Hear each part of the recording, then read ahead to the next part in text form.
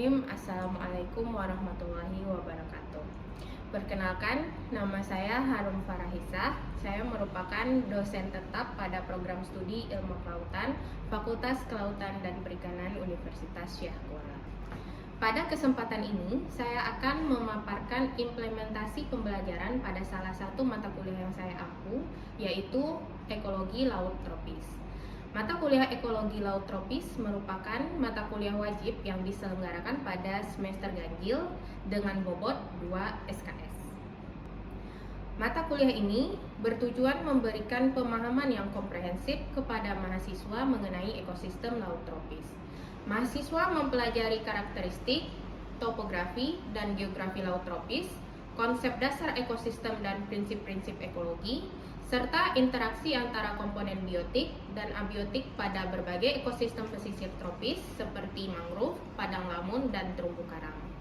Selain itu, mahasiswa juga mempelajari keanekaragaman hayati yang menghuni ekosistem tersebut beserta peranannya dalam menjaga keseimbangan lingkungan laut. Sebagai bagian dari pelaksanaan Tridharma perguruan tinggi, khususnya pada bidang pendidikan dan pengajaran, saya menerapkan sistem pembelajaran yang mengacu pada konsep DIA, yaitu Delivery, Interaction, dan Assessment. Pada aspek delivery, proses pembelajaran disusun berdasarkan capaian pembelajaran yang telah ditetapkan dalam kurikulum.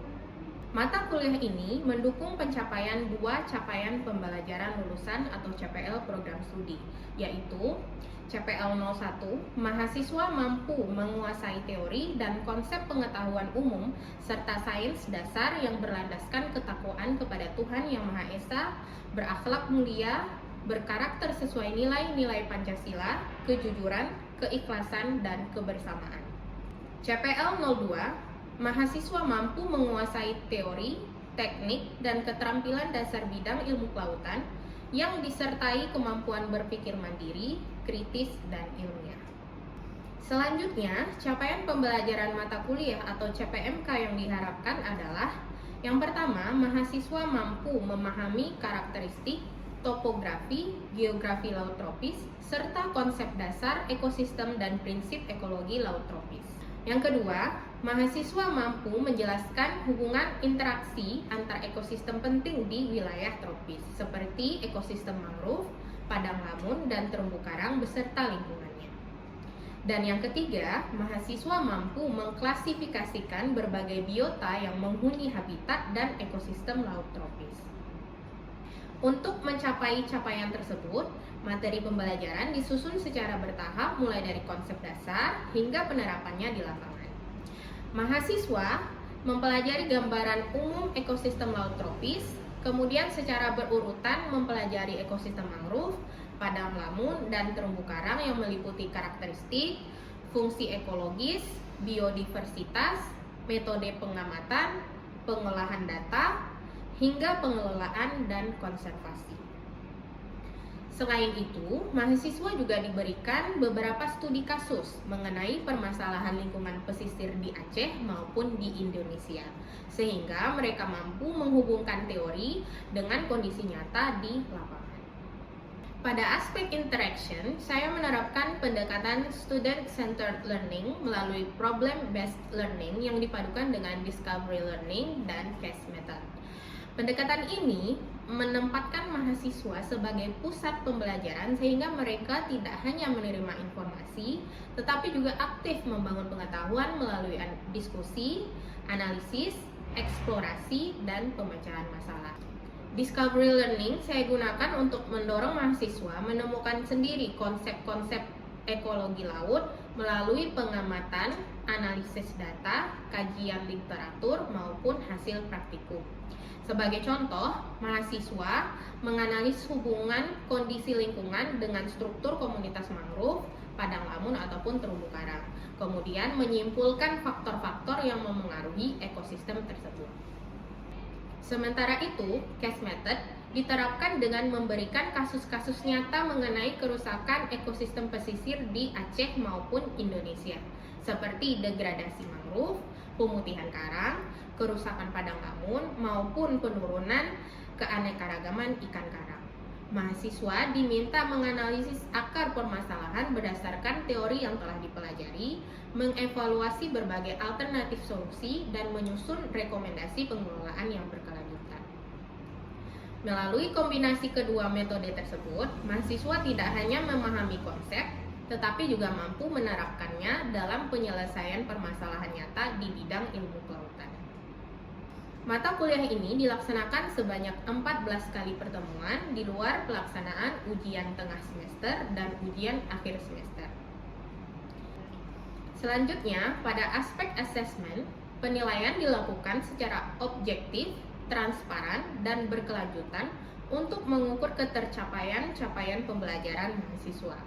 Komponen penilaian terdiri atas aktivitas partisipatif melalui case method sebesar 52%, kuis sebesar 4%, tugas individu ataupun kelompok sebesar 20%, serta ujian tengah semester dan ujian akhir semester masing-masing sebesar 12%. Penilaian mengacu pada rubrik yang telah disampaikan kepada mahasiswa sejak awal perkuliahan sehingga mahasiswa memahami indikator keberhasilan yang dicapai. Adapun kategori penilaian meliputi sangat baik, baik sekali, baik, sedang, cukup, kurang, hingga gagal, sesuai dengan standar akademik program studi ilmu kelautan Fakultas Kelautan dan Perikanan Universitas Syekh Kuala. Melalui sistem pembelajaran yang mengintegrasikan delivery, interaction, dan assessment, saya berharap mahasiswa tidak hanya menguasai konsep-konsep dasar ekologi laut tropis, tetapi juga memiliki kemampuan berpikir kritis, bekerja sama, memecahkan masalah, berkomunikasi secara ilmiah, serta mampu memberikan solusi terhadap berbagai permasalahan ekosistem pesisir dan laut secara berkelanjutan. Selanjutnya, saya akan menampilkan cuplikan proses pembelajaran yang saya laksanakan di dalam kelas sebagai implementasi dari metode pembelajaran tersebut. Selamat menyaksikan.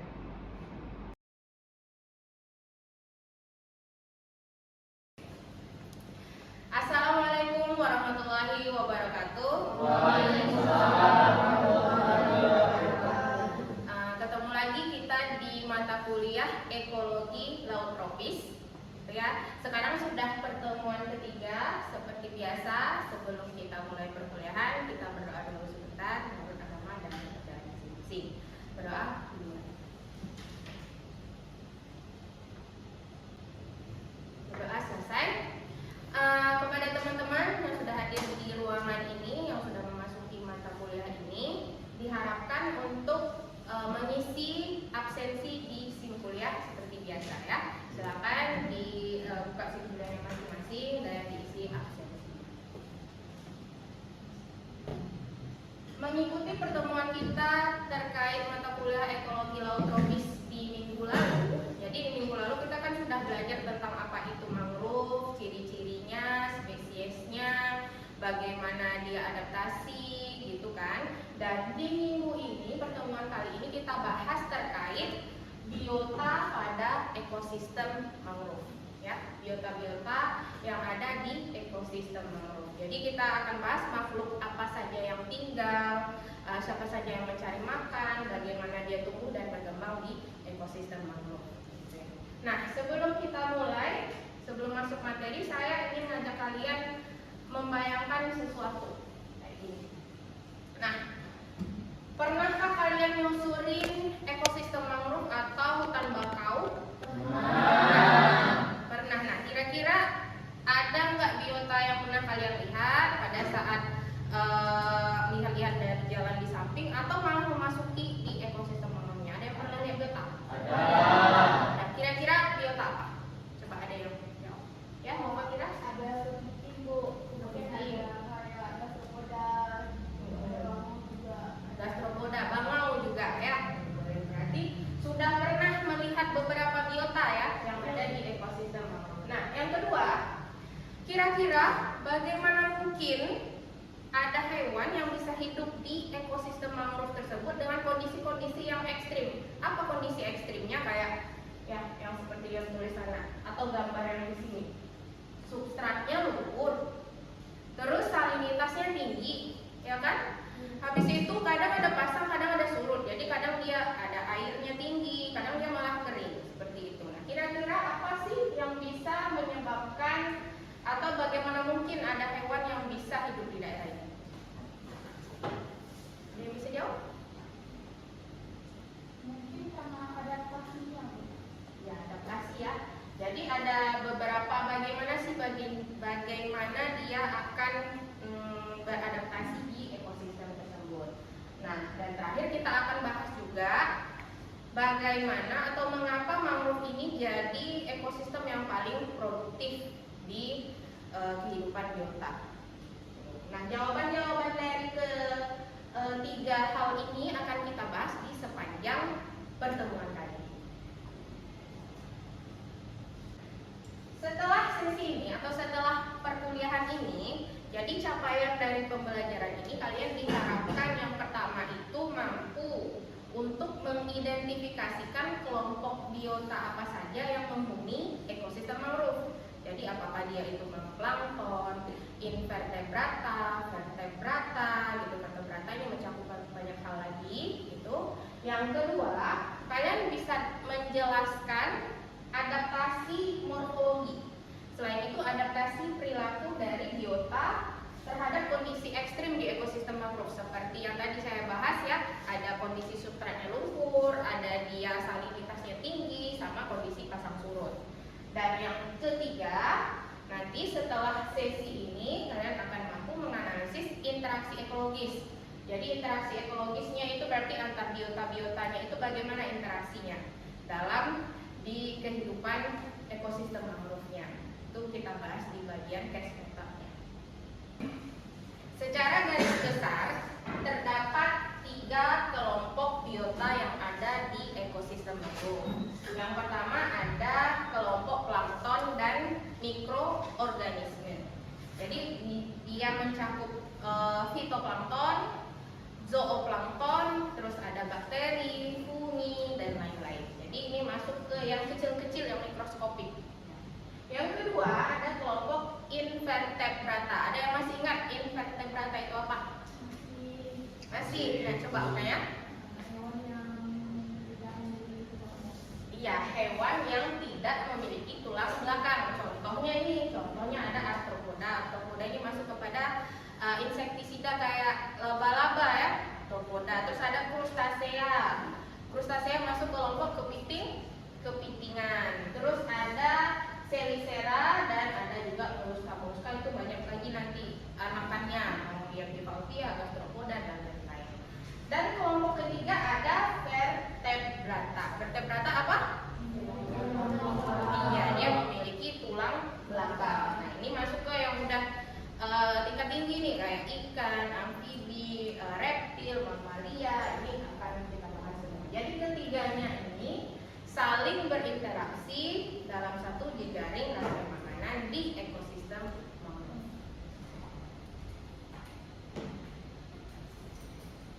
Nah, kita bahas satu-satu dari 3 kelompok tersebut ya. Kelompok pertama ada sebagai dasar rantai makanan. Masih ingat kan ada yang masuk ke planktonologi? Ada ya, yang masuk ke planktonologi, kita sudah bahas terkait plankton. Nah, di ekosistem mangrove juga ada plankton yang hidup di dalamnya.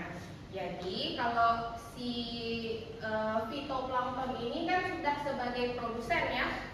Kalau fitoplanktonnya sebagai produsen, zooplanktonnya ini sebagai konsumen tingkat 1. Jadi konsumen tingkat 1. Nah, fitoplankton ini perairan payalnya atau perairan di muara ini punya standing stock fitoplankton yang cukup besar atau cukup melimpah fitoplankton di sana. Nah, contohnya dia masuk ke genus diatom, yaitu Coscinodiscus, Plerosigma, dan Bidulphia. Nah, ini contoh-contoh dari fitoplanktonnya ya. Contoh gambarnya. Nah, dan zooplankton ini kan sebagai konsumen tingkat 1, jadi dia akan memakan fitoplankton.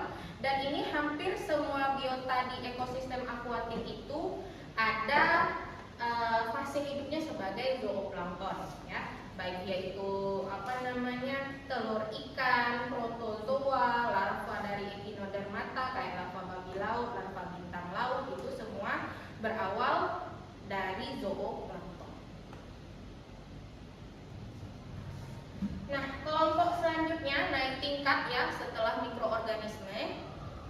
masuk ke invertebrata.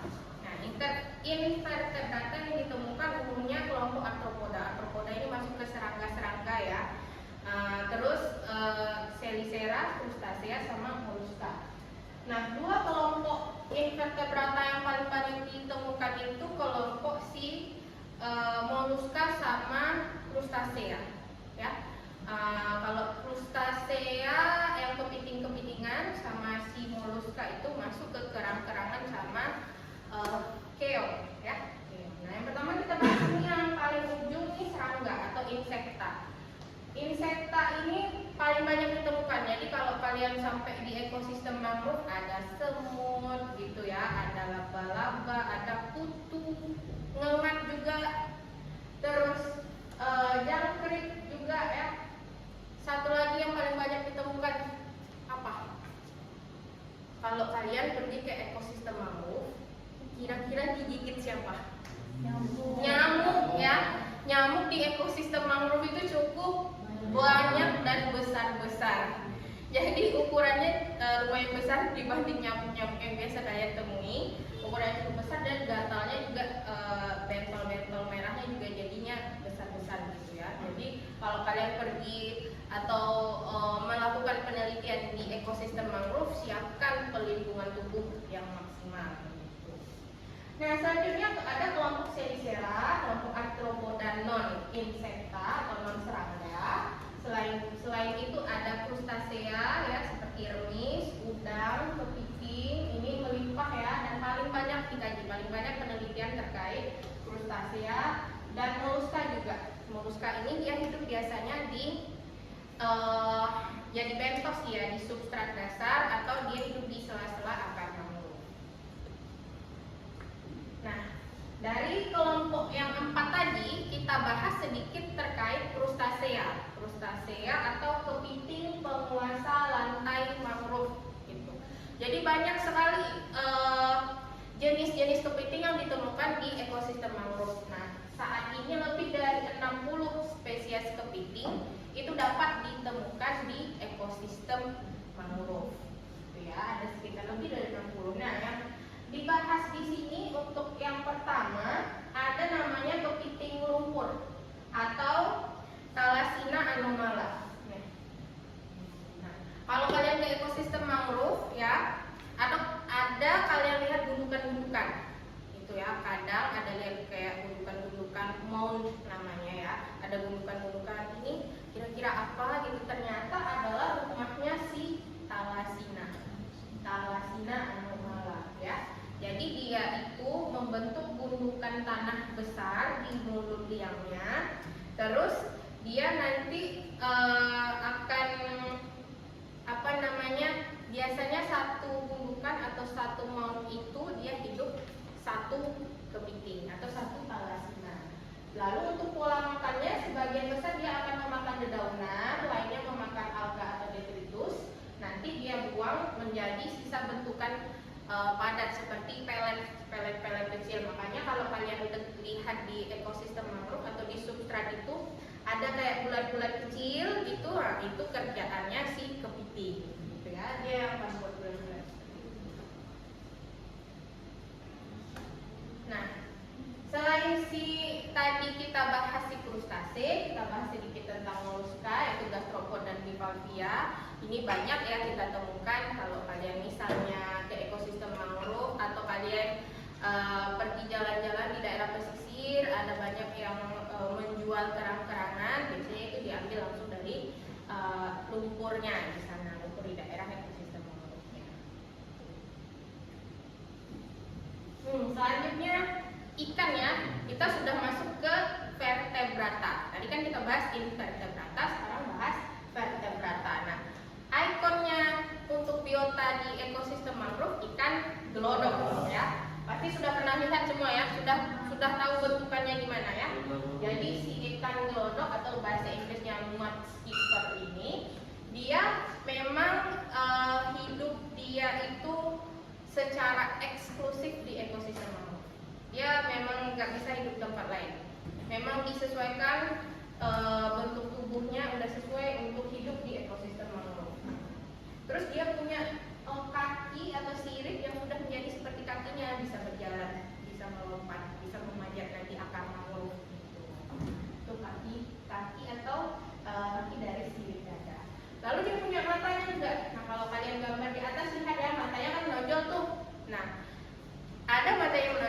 bisa berkedip.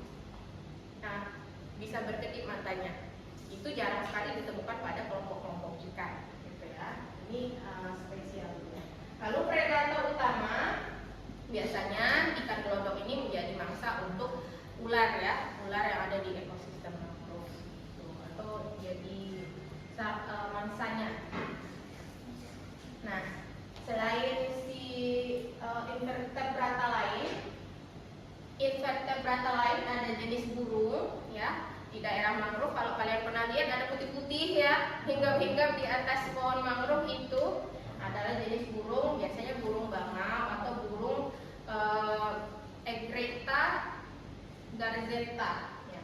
Kalau di sini kan ditulis bangau, tapi sebenarnya dia kerabat jauh dari bangau. Jadi masih sepupu-sepupu jauh lah. Kalau bangau itu lebih besar. Sedangkan yang kalian lihat burung yang putih itu kan ukurannya lumayan kecil ya. Jadi ini kalau kita dengar biasa istilahnya adalah burung kuntul putih ya. Kuntul itu apa namanya? Disebut kuntul karena kalau kalian lihat dia punya lehernya yang panjang sama yang berwarna putih. Nah, selain burung air ada juga burung darat, ada juga burung yang melakukan migrasi ya. Melakukan migrasi nanti dia berhenti istirahat sejenak di ekosistem mangrove. Nah, dan yang selanjutnya ada reptil.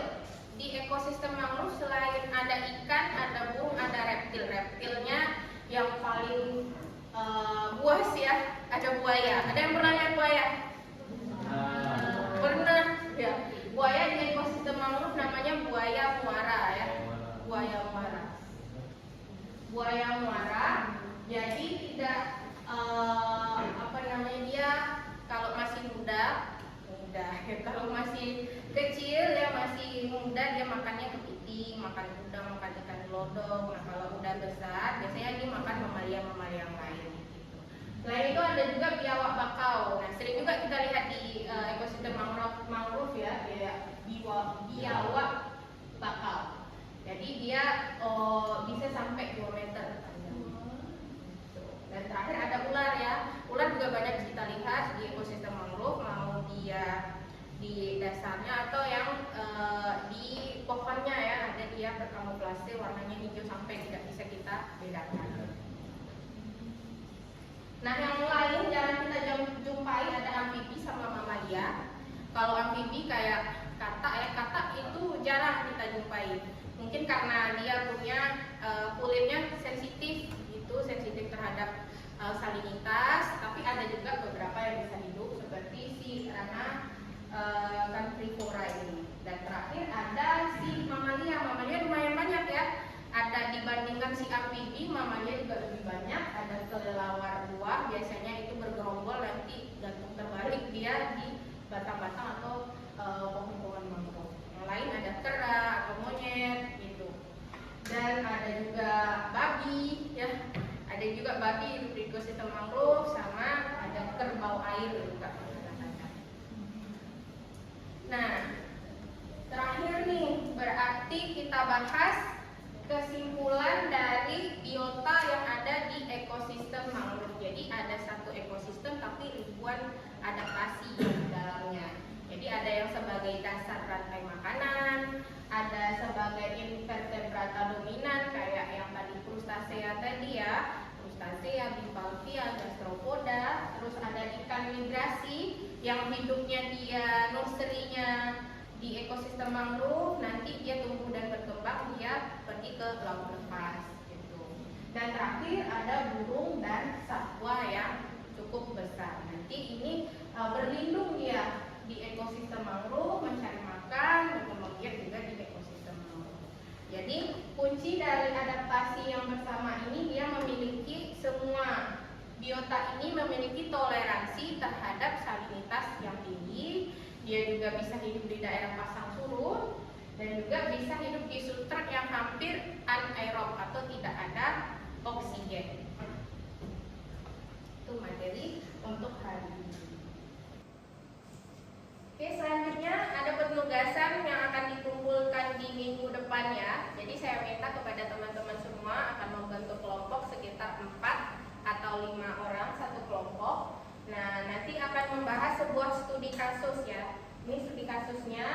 Jadi contohnya sebuah kawasan mangrove yang berada di muara sungai, dia menerima limpasan limbah, baik limbah rumah tangga, limbah industri ya, pupuk kimia, pestisida gitu dari aktivitas pertanian yang ada di hulu. Jadi akan masuk ke ekosistem mangrove.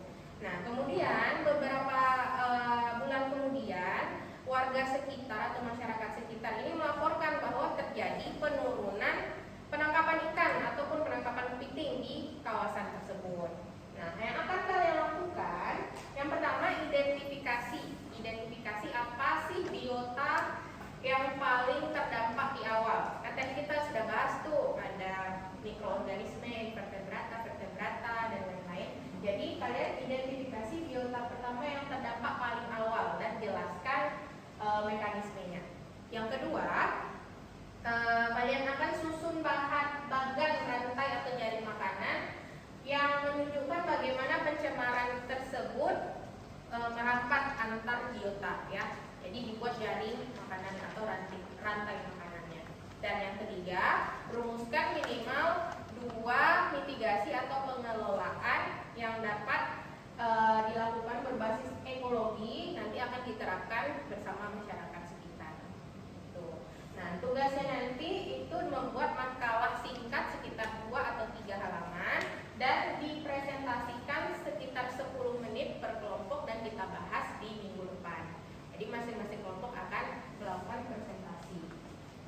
Untuk penilaian atau assessmentnya yang dinilai berdasarkan ketepatan konsep, lalu ada kedalaman analisis, dan ada kelayakan solusi yang kalian tawarkan. Cukup jelas instruksinya? Jelas. Oke, terima kasih. Demikian ya untuk pertemuan kita di minggu ini. Sampai jumpa di minggu depan. Jangan lupa dikerjakan dan kita bahas di minggu depan. Terima kasih semua. Assalamualaikum warahmatullahi wabarakatuh. Demikian pernyataan diri dosen dalam unjuk kerja Tridharma Perguruan Tinggi bidang pengajaran. Terima kasih atas perhatiannya. Assalamualaikum warahmatullahi wabarakatuh.